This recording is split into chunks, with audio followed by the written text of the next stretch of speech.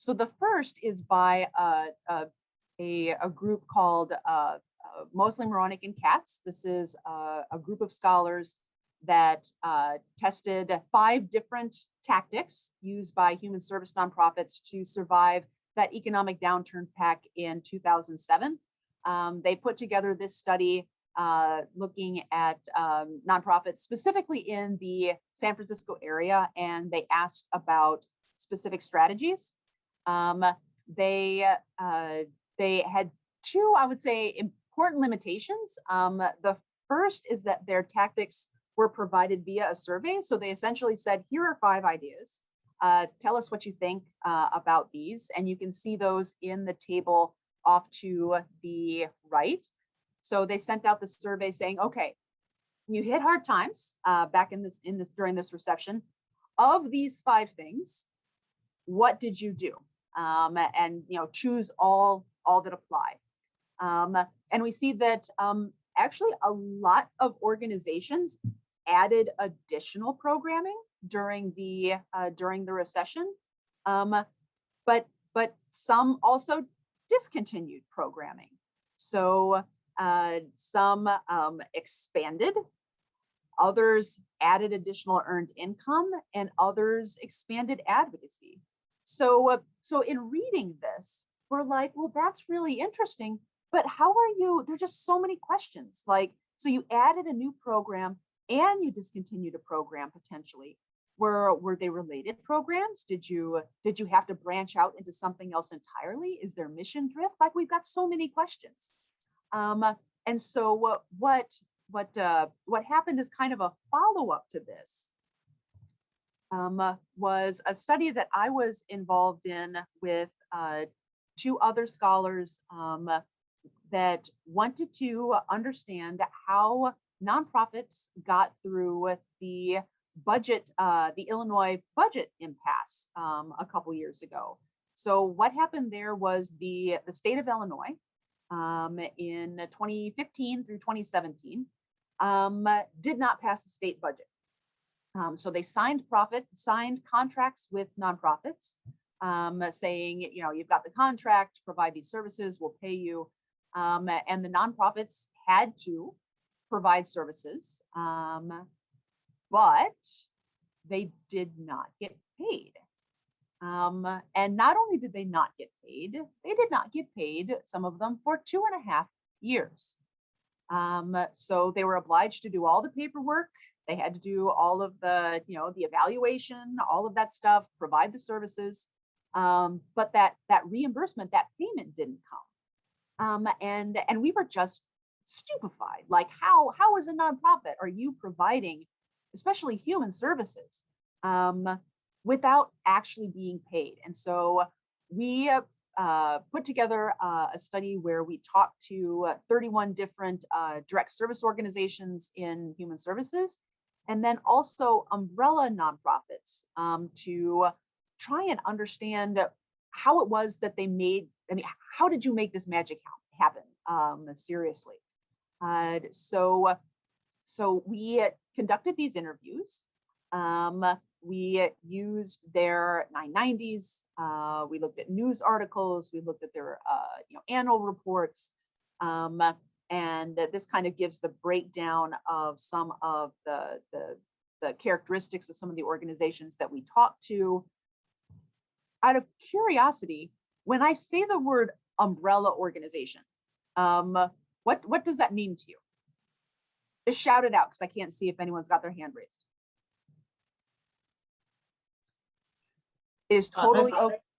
It's a larger organization, which could be a larger nonprofit, or it could be something like a college or a for-profit hospital that funds and starts a smaller nonprofit, usually to achieve a specific mission related to the overall organization. Here in Savannah, the Savannah Jazz Academy, which I think their umbrella organization is one of the universities. I've forgotten exactly. But that would be an example. Yeah, good.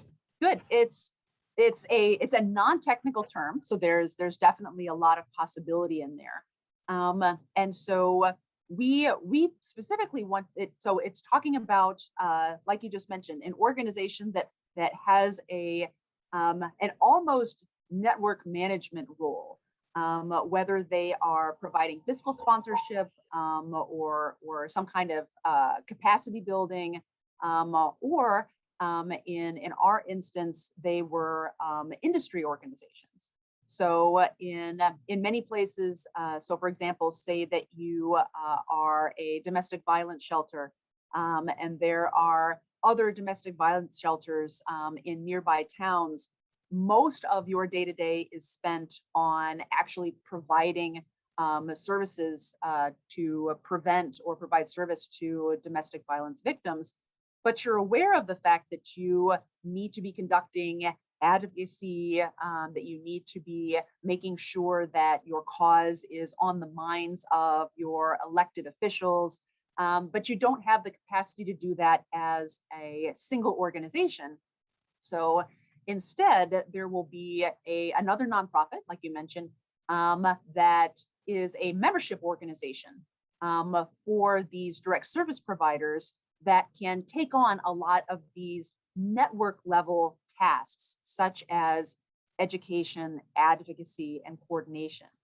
And so this is a map of the umbrella organizations that we worked with in this study, in addition to talking to the actual direct service providers. And the reason I point this out is because the role of networks in resiliency and the resiliency of those networks, I think, is something that is often overlooked.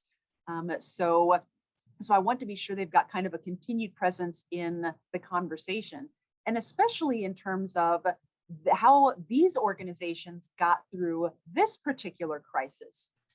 These networks and these umbrella organizations were actually quite crucial, and they vary quite a bit. So of the umbrella organizations that we worked with, we had two really big capacity builders that had, between 850 and 900 organizations that were members each. But there were also kind of single mission kind of coalitions that were umbrella groups, and they also played a very important role in getting organizations through. So this is what we found, and we called it the Resiliency Strategy Framework. If you wanted this article, this is available without a paywall. So we paid the money so that y'all didn't have to, so that it could be made accessible to people, where we talk about the different resiliency strategies that people offered up. So when we sat down and talked to people that were to managers in these nonprofits, we didn't say, pick from a list. We said, all right, tell us what you did in order to get through this crisis. And so then when it was all said and done, we looked at all of the different strategies everyone was using. We kind of categorized it. And that resulted in the framework that you're looking at, where you can see that, some of them were financial, like, selling things off.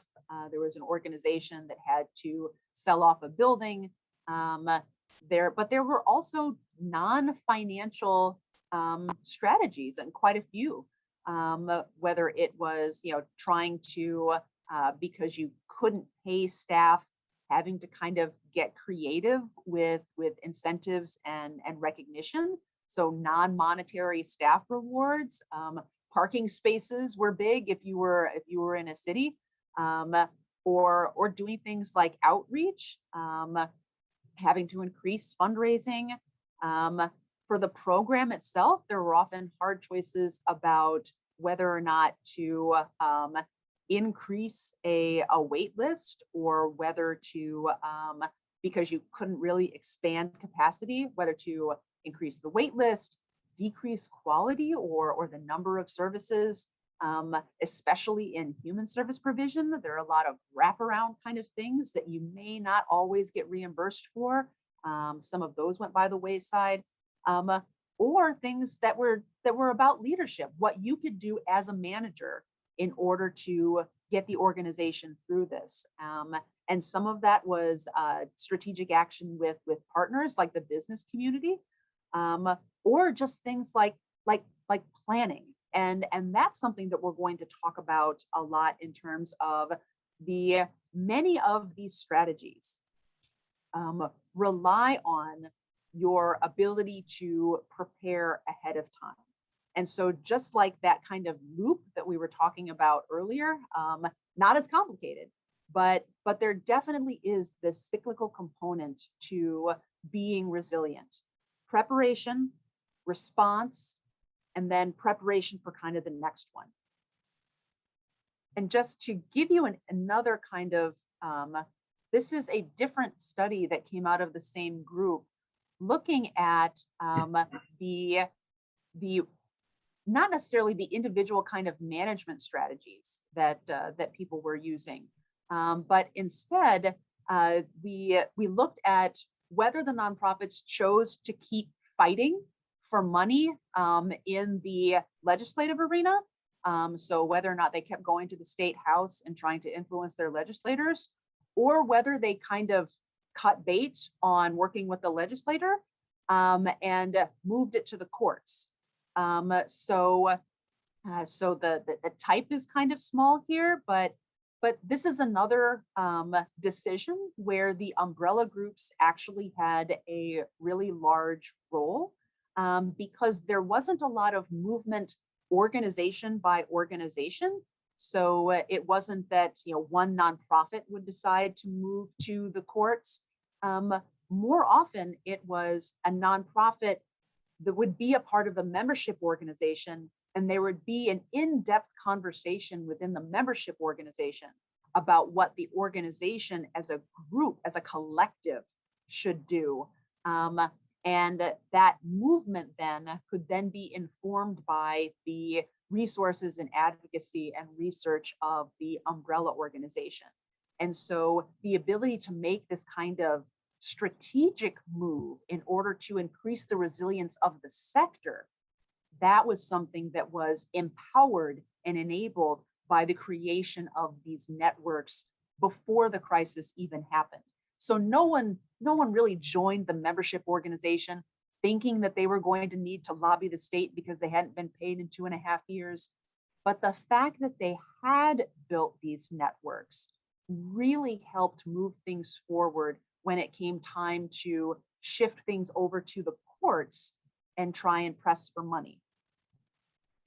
So we've spent a lot of time in listening to what academics have been saying about what resiliency is. So let's leave the academic research behind a little bit and talk instead about what we mean today by resiliency, because I think that we're moving even beyond where academic researchers are talking. It's not just about survivability. It's not just about being able to continue, to breathing, to not die. It's about being able to withstand these conditions while also being able to deliver on services. And I would even push beyond that and say beyond being able to deliver services today, but also into the future, because we, I think, are particularly incentivized to think about whom we are or are not feeding, serving today. Whereas what we should be thinking about is whom are we going to be able to serve now and into the future, right? Which can be a very hard conversation to have with boards. Stuart? So, Elizabeth, what the example you just gave triggered a different thought I had recently about emergency preparedness and working with some agencies out here, and they it seems like the concept of resilience is not just focused on the nonprofit or the network, but in the system. And it didn't occur to me until you raised the point about a lawsuit and how a networked agency or an umbrella agency could influence that policy environment. Mm-hmm. So, I mean, this concept of resilience isn't just for us in the nonprofit world, it's for everybody.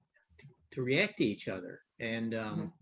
I'm just so struck by that example that the public sector funders still required compliance and accountability as their overarching concept here during COVID. I mean, it's so clueless. It's such a clue. I don't know what else to say, but it just seems to me that this is a mainstream concept that we really hasn't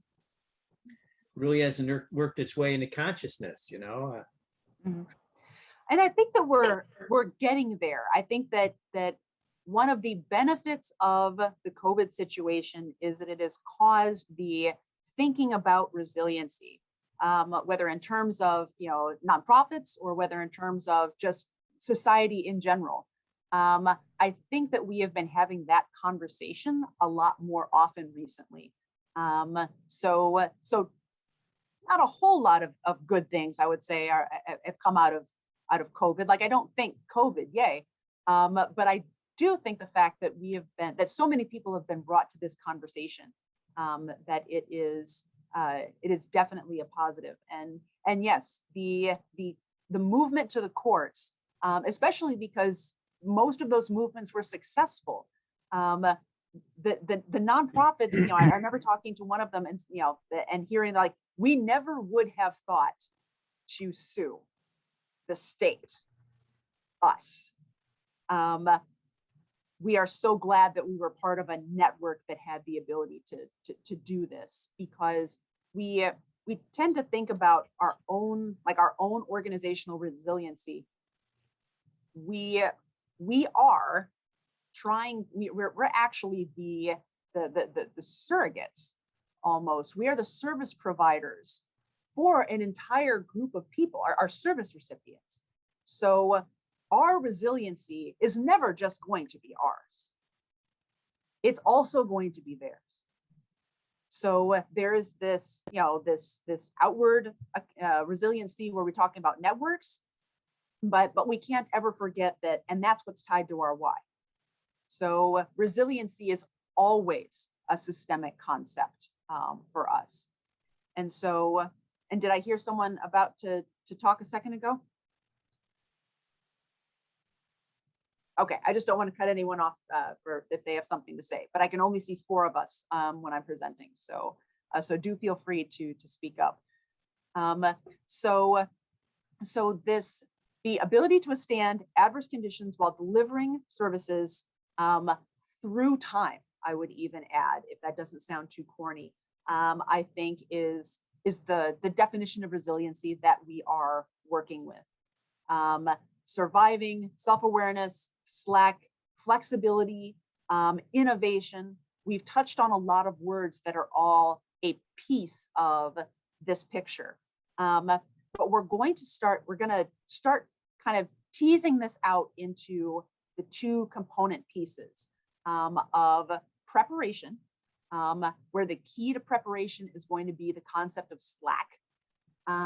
And then management, where the key to management is going to be agility. So let's talk about this. Most of the modules in this series, today's, the next one, are going to cover 2 distinct steps in being resilient: preparing for the crisis and managing the crisis. Many will focus kind of on the first one, because a lot of the second one will depend on what you were able to get done on the first one. So we're going to figure out ways to get you as prepared as possible. And then we'll also talk about how to use those tools that we built in the preparation step during the management step. So the key for preparing for crisis is slack. And Dennis and I actually had a healthy conversation argument over the word slack, because we hear the word slack and that is just not a flattering word. Like we hear it, so it doesn't have a positive slack. Like when, growing up in the 90s, you hear it slacker, so we thought, okay, so is there is there a better word for slack? And so we kind of looked back over what people have called Slack to see if we could find a better word for this concept. So this does mean we're going to look at some more research studies, but not very many more, I promise. So what are some other words for Slack? What have people used? Well, the first one I think is really different. Liebenstein in 1966 called this. He noticed that some firms deliberately kept a little more resource around, and they didn't minimize costs. Now he was shocked that this was actually being done deliberately. And even though he thought that there was something inefficient and wrong about this process, other economists, which followed him, pointed out that there were managerial benefits to this. Liebenstein called it X inefficiency, which I think is a much more cutting edge sounding than Slack. But you probably wouldn't have signed up if we were putting on a course about X inefficiency. So it was definitely different, but not that wasn't a winner. And so this X inefficiency, it kind of bucked the trend because it wasn't the cost minimization that we were all learning about in business school. But something was definitely happening, and it kind of got the idea of Slack on the map. Then Herbert Simon made another step kind of toward normalizing the idea of Slack when he came up with the satisficing concept. So who here has heard of the term satisfice? Okay, Jenna, I saw your hand raised. Does anyone else? I can't see anyone else's hand, so I'm really just kind of someone offer what does satisfice mean? To satisfy, Simon said that people try to optimize, but in fact they tend to stop their process when they get to the first acceptable solution. He said you could do very, very complex analyses to find the exact right answer, but after you get past a couple of orders of analysis, you're not really finding out anything more. And he generalized that to wide human practice and won a Nobel Prize for his trouble. Yep. Yeah, nice. Yeah, and nice incentive, definitely. So yeah, Simon said essentially that the economists of the time had it wrong. People didn't actually they wouldn't look for the actual universal best solution. We weren't maximizing things. And he said that the reason is because that the search costs, the amount of time and effort of seeking the maximum of anything was just so huge. So picture this. Decide that you want a chicken sandwich for lunch. And I know we're getting close to lunch, so I'm running a risk here introducing a food analogy, but stick with me. So you naturally want a great chicken sandwich for lunch. You don't want to buy a subpar chicken sandwich. You want a good one. You want the best one. Sure, you want the best chicken sandwich.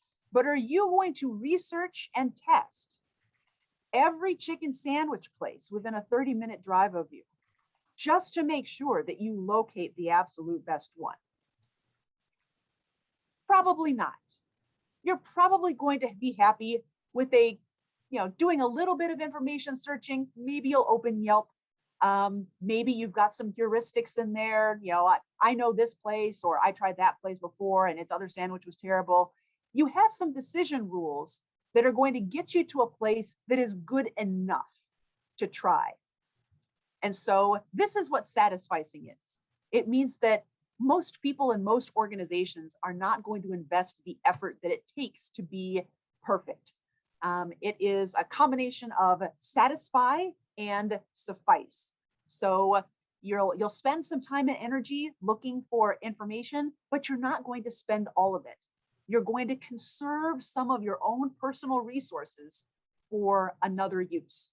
So you don't always have to spend all of your time and energy chasing the absolute best option.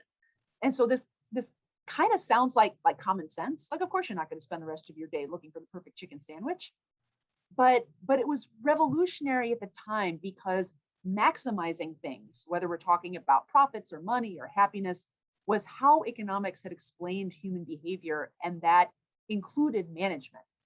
So, so it really is instead about conservation and about making sure that you've got time and resources left over for all of the decisions that you may have to make later on today. So then we have March and Simon. So Herbert Simon got together with a colleague, explored this idea of this reserve, this slack a little bit more, and said, actually, this slack keeps groups from fighting over limited resources. So if not only are you going to be exhausted if you spend all of your resources on all of these information searches, but having a little bit more left over keeps people from fighting like it was a zero-sum game and there was nothing left. So there's a positive HR benefit to having this slack around. And then March got together with another scholar in 1963, and they said, well, actually, it can provide balance in two different situations. So in the bad times, we've got this pool of emergency resources, having this slack around. But even in the good times, it provides a place for resources to go, like in terms of accounting, like mental accounting, that prevents a sprawl in operations. So this is something that I've noticed when working with people who have a background in government accounting. And that is that so much of government accounting on a year-to-year basis is making sure that you spend your allotment so that you don't lose any the next year. So if your department gets $10,000, if you don't use that $10,000, then you might not get $10,000 next year. So there's a disincentive to efficiency.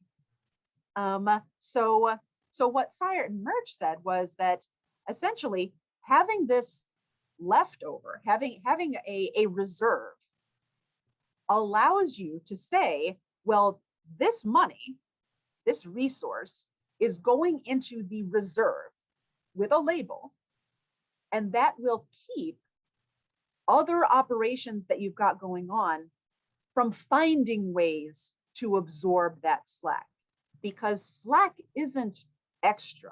It isn't resource laying there waiting for current operations.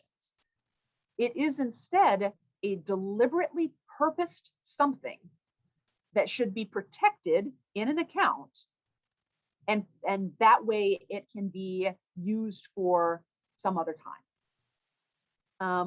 And then the same group published again in 1992 and essentially said that inefficiency actually serves a productive purpose because it allows firms to manage internal conflict, deal with uncertainty, and encourage innovation.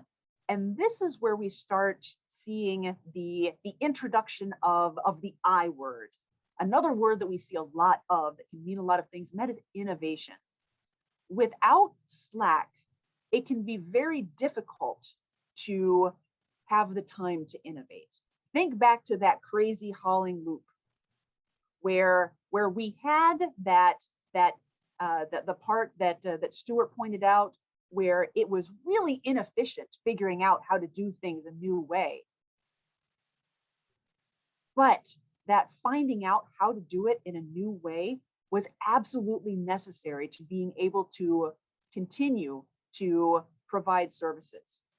So not only does it keep people from fighting and it helps tide you over through the lean times, but having this slack encourages innovation, because you know that you don't have to spend every minute of your time finding a way to keep the lights on. Instead, if you've got a slack pile, then you know that you've got 5 minutes to innovate or to think about the way to serve someone better. And that is crucial to being able to respond. Yes, Stuart. So just, you triggered another thing. So just in terms of social enterprise, where the return on investment isn't all monetary. It is resilience, or in this case, Slack, even though we hate that word, part of the innovative part of it. So when you create that sub account in your budget, you could call it innovation. I mean, you don't want to call it the Slack account or the reserve account, because that's a nail head sticking up. But if you literally consider it investment income in the organization, rainy day. In Ohio, it's rainy day fund, but of course, everyone criticizes the rainy day fund because why have one, right? So in your searchings and in the social enterprise thinking, is this one of the concepts or the categories? I think it can be, and I think that because I'm a financial researcher, I think the best example of this I've seen in the conversations about total cost. So right now, we've been talking about making sure that there is some slack left over. The total cost argument is essentially saying this isn't about slack at all, that we should be building into all of our cost measures an amount of research and development that is a label for the slack concept that we're essentially working with right now. The argument that essentially this is something that really innovative for-profits use and get funded. That why does a contract that a for-profit makes with the government include a 10% profit margin by default, whereas nonprofits are not, we're working with a cost reimbursement basis. It's not that we're functioning any differently.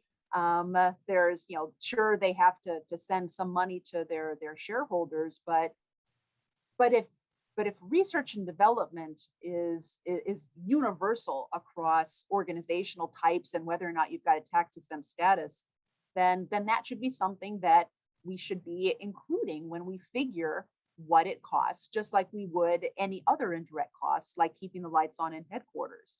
And so I think that that's one of the ways that I've seen kind of handling the actual labeling of this Slack. But my lens tends to be very financial. So I do think that what you're talking about in terms of it having a different maybe label in social enterprise, is that kind of where you were going with it? Yeah. Well, if I could I interrupt? Yeah, sure. I think it's important to think of this not just in financial terms as you've mentioned it. And it could be money, it could be, realization that you need to innovate over time and there ought to be money for that, and that can be kept aside. But it's also the way we use existing resources, whether everybody in the organization is totally programmed up the kazoo so that all they can focus on is getting the next service unit out, as opposed to having enough reserve built in. Sorry about that. Having enough reserve built in so that in good times one can think about innovating, and in bad times one has the reserve to react to something that's important. Mm-hmm. Agreed. It's almost like you knew the next slide was coming.